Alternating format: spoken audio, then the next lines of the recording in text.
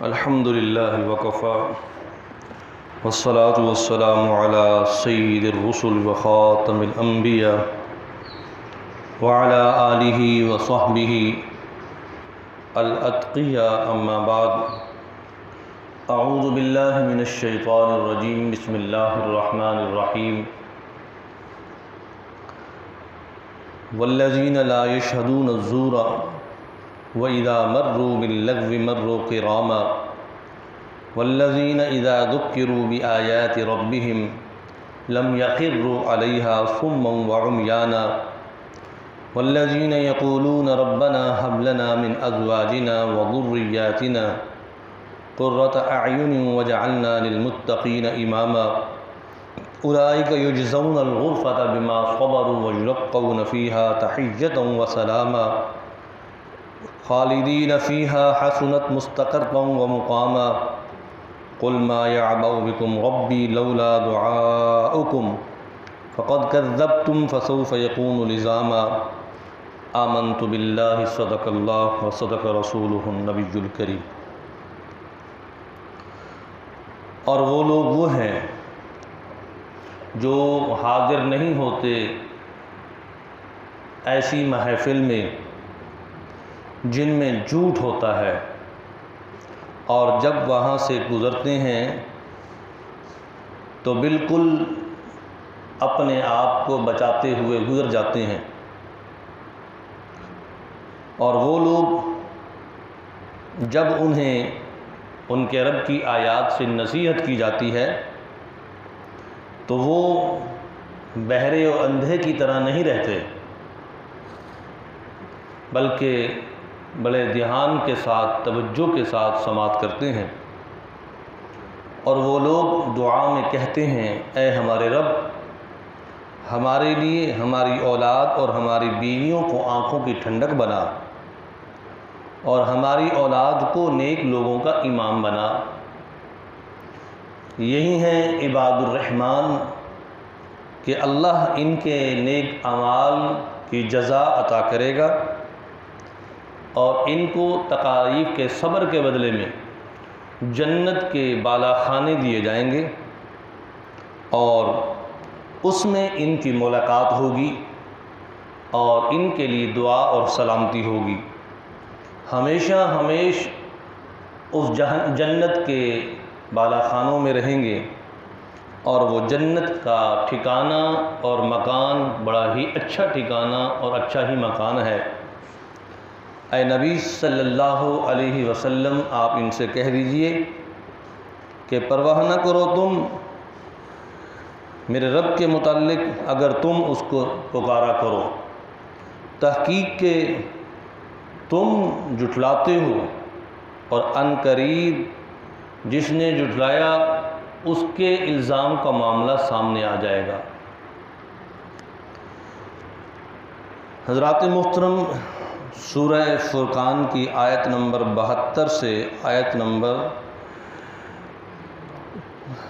77 ہے۔ ان آخری آیات مبارکہ میں سابقہ جو مضمون عباد الرحمن کا اللہ تعالیٰ نے بیان فرمایا اس کا تتمہ ہے، اختتام ہے۔ عباد الرحمن یعنی اللہ کے نیک بندے، ان کی اللہ تعالیٰ نے چند صفات، چند خوبیاں بیان فرمائی ہیں، جن میں سے گزشتہ آیات میں تقریباً 8 صفات ان کی بیان ہو چکی تھیں، اور باقی 5 صفات ان آیات مبارکہ میں بیان کی گئی ہیں۔ اللہ کے جو نیک بندے، رحمان کے جو نیک بندے ہیں، ان کی ایک اچھی عادت یہ ہے کہ وہ لوگ جھوٹی گواہی نہیں دیتے۔ مقدمہ زمین کا ہو، مقدمہ پیسے کا ہو، مقدمہ مکان کا ہو، مقدمہ تجارت کا ہو، مقدمہ کسی چیز کا بھی ہو، وہ حق گوئی کی بات کرتے ہیں، جھوٹ اور جھوٹی گواہی کو نفرت سے دیکھتے ہیں۔ اور ان کی ایک صفت یہ بھی ہے الزورا،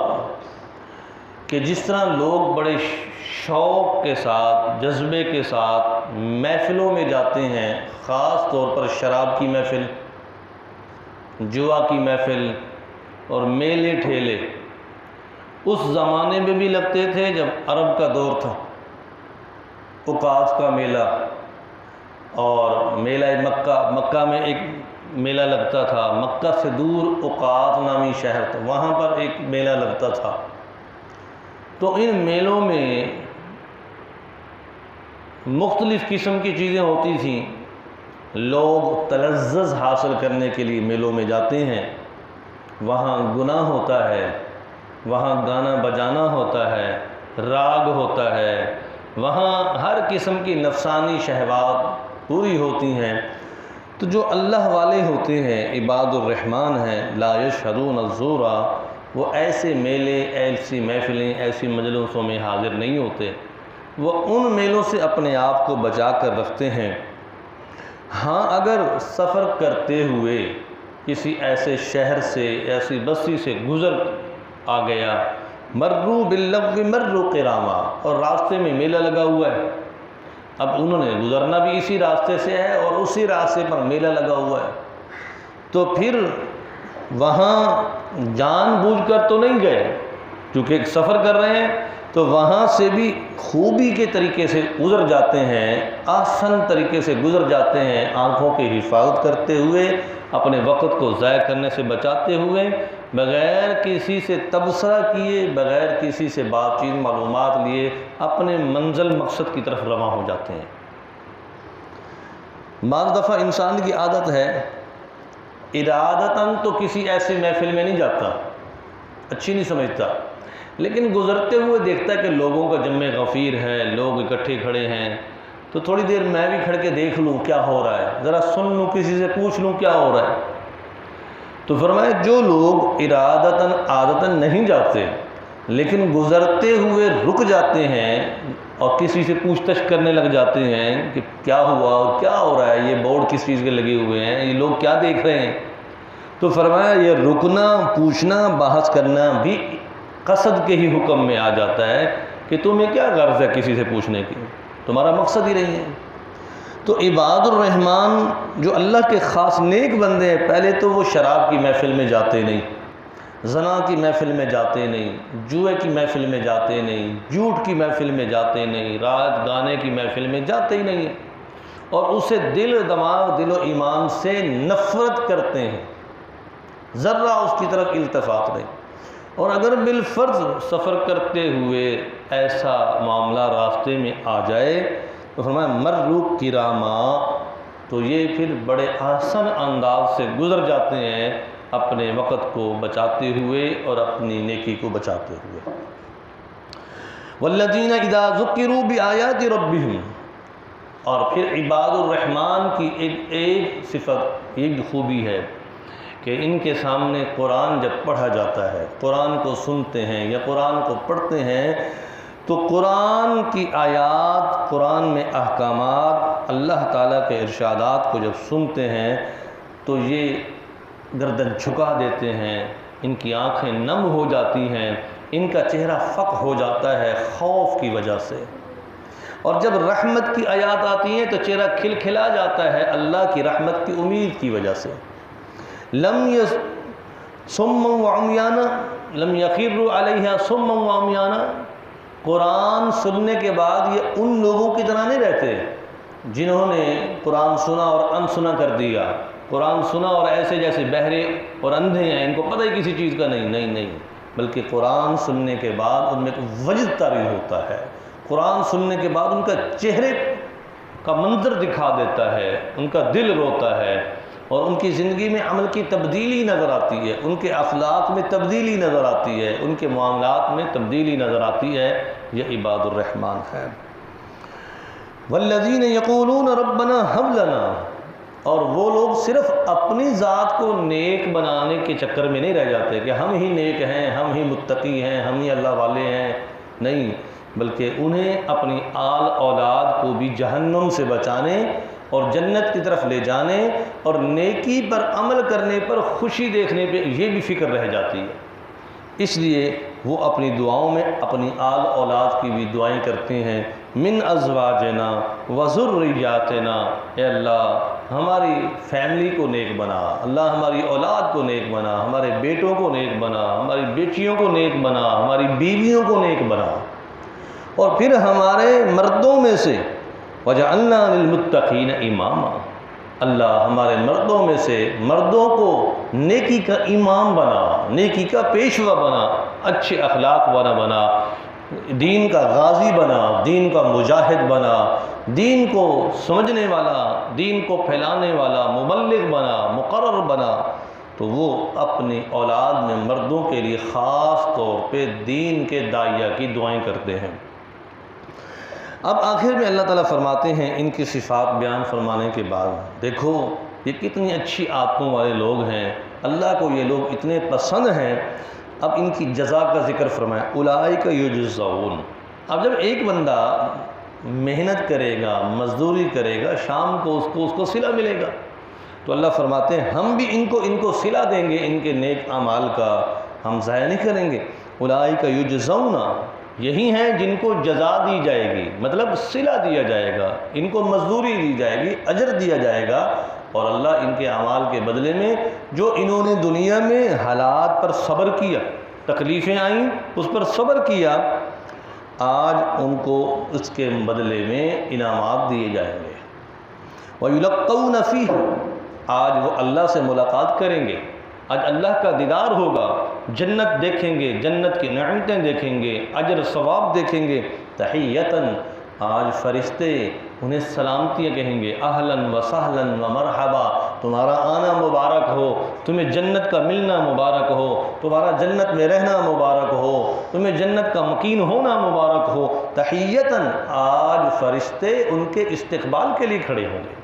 وسلاماً، اور ان پر سلامتی ہوگی، سلام علیکم طبتم، سلام علیکم طبتم، تم پر اے اہل جنت سلامتی ہو، خوش ہو جاؤ، تم پر اے اہل جنت سلامتی ہو، خوش ہو جاؤ۔ مطلب دنیا میں تکلیفیں برداشت کی، حالات پر صبر کیا، کبھی تھا کبھی نہیں تھا، کبھی بلندی کبھی پستی، کبھی خوشحالی کبھی غم، کبھی بیماری کبھی شفا، جن حالات سے بھی گزر کر آئے، آج تمہیں سلامتی ہی سلامتی ہے، آج خوشحالی ہی خوشحالی ہے۔ اور پھر سنو، خالدین فیہا، یہاں کی یہ نعمتیں عارضی نہیں ہیں، ہمیشہ ہمیشہ کا، یہاں کا یہ مکان عارضی نہیں ہے، ہمیشہ ہمیشہ کی، یہاں کی زندگی عارضی نہیں ہے، ہمیشہ ہمیشہ یہاں تم ہمیشہ رہو گے، جنت بھی ہمیشہ، جنت کی نعمتیں بھی ہمیشہ رہیں گی۔ ایک صحابی جب حضور صلی اللہ علیہ وسلم نے فرمایا وَلَكُمْ فِيهَا مَا تَشْتَهِي أَنفُسُكُمْ، کہ جنت میں اللہ سے جو چاہو گے وہ ملے گا، جو چاہو گے وہ ملے گا، تو ایک صحابی نے عرض کی یا رسول اللہ، میں یہاں مدینہ میں زمین سینچتا ہوں، زمین کے اوپر کھیتی باڑی کا کام کرتا ہوں، میں اللہ تعالیٰ سے جنت کی زمین طلب کروں کہ میں وہاں کھیتی باڑی کرنا چاہتا ہوں، تو کیا میری یہ خواہش پوری ہوگی؟ حضور نے فرمایا جی ہاں پوری ہوگی، اللہ تمہیں دنیا کی زمین سے بہتر زمین اور دنیا کے پیداوار سے بہتر پیداوار دیں گے، تم جو چاہو گے وہ تمہیں جنت میں عطا کیا جائے گا۔ تو فرمایا مستحسنت مستقرہ، دنیا میں اپنے ٹھکانے کو جتنا بھی آرام دہ بناتے چلے جاؤ، جتنا بھی آرام دہ اور خوبصورت زیب و زینت بنا لو، آخر ایک دن یہ چونا، یہ کلی پرانا ہو جائے گا، ایک دن یہ گیٹ، دروازے، ونڈو ٹوٹ جائیں گے، آخر ایک دن یہ لنٹر بھی بوسیدہ ہو جائے گا، آخر ایک دن تمہارا فرنیچر بھی پرانا ہو جائے گا، تمہارے کپڑے بھی پرانے، تمہارے ماربل، تمہاری ٹائلیں ٹوٹ جائیں گی،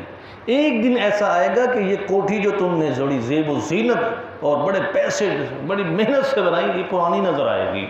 لیکن حسنت مستقرہ، جنت کا رنگ کبھی پرانا نہیں ہوگا، جنت کے فرش کبھی نہیں ٹوٹیں گے، جنت کی خوبصورتی کبھی بھی ختم نہیں ہوگی، جنت کے اندر کا نقش و نگار کبھی بھی ختم نہیں ہوگا، وہ مقامہ، اور وہ ایسا مقام ہے، ایسا مقام جو تمہیں تمہارے نیک اعمال کے بدلے میں ملے گا۔ قُلْ مَا يَعْبَأُ بِكُمْ رَبِّي لَوْلَا دُعَاؤُكُمْ، انہیں کہہ دیجئے کہ تم اپنے رب سے اپنے اعمال اور دعاؤں کی بنسبت بے پرواہ نہ ہو جاؤ، اللہ سے مانگو، اللہ تمہیں عطا کرے گا، اور اللہ نے اپنے نیک بندوں کے ہی واسطے جنت بنائی ہے اور انہی کو اس میں داخل کرے گا، وہی اس کے مکین ہوں گے۔ فقط کذبتم، اور تحقیق کہ تم میں سے جس نے جھٹلا دیا، جو یہ کہتا ہے کہ کوئی جنت نہیں ہے،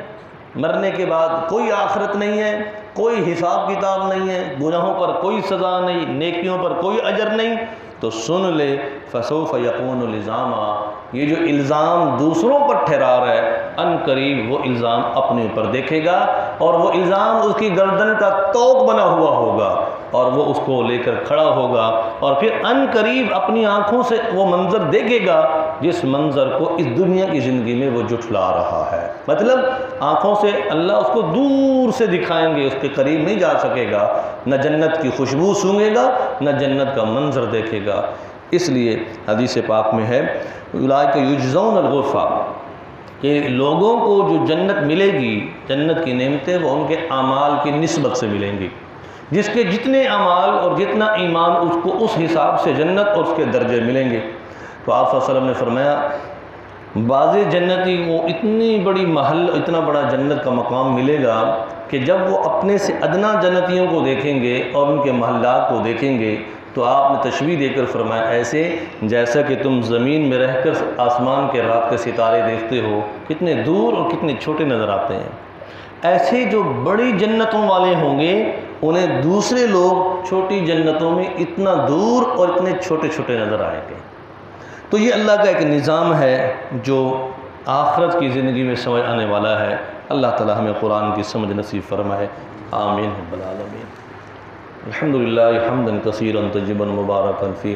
ربنا آتنا فی الدنیا حسنہ وفی الآخرۃ حسنہ وقنا عذاب النار، ربنا ظلمنا انفسنا وان لم تغفر لنا وترحمنا لنکونن من الخاسرین،